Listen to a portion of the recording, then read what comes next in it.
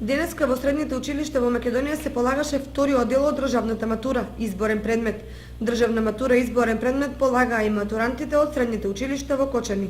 Испитните материјали стигнаа во раните утрински часови во 7, а примопредавањето беше завршено во Кусторок.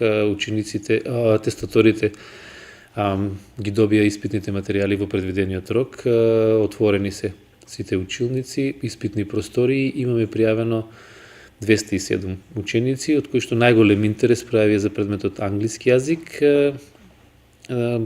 малку помал интерес за другите странски јазици, француски и германски, како и математика, основно и напредно ниво. Испитот започна во предвидениот рок, трае 3 часа, завршетокот е предвиден за 13 и 15 часот. Јас се надам дека учениците успешно ќе го завршат делот од нивната обврска, ќе го решат тестот и ќе можат остатокот на летото да го поминат малку помирно. Првичните неофицијални резултати се очекува да бидат познати на 10 јули. Тогаш матурантите ќе дознаат кој од нив го поменал државниот